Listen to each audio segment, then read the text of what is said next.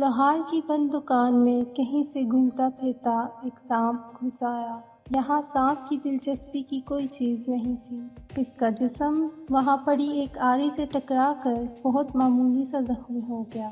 گھبراہٹ میں سانپ نے پلٹ کر آری پر پوری قوت سے ڈنک مارا۔ سانپ کے منہ سے خون بہنا شروع ہو گیا۔ اگلی ہی بار سانپ نے اپنی سوچ کے مطابق آری کے گرد لپٹ کر اسے جکڑ کر اور دم گھونٹ کر مارنے کی پوری کوشش کر ڈالی۔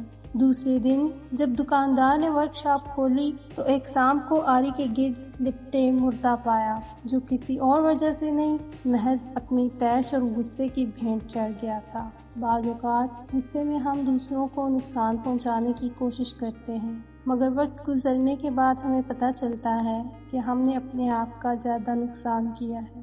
اچھی زندگی کے لیے بعض اوقات ہمیں کچھ چیزوں کو، کچھ لوگوں کو، کچھ حادثات کو اور کچھ کاموں کو اور کچھ ایسی تلخ باتوں کو نظر انداز کر دینا چاہیے۔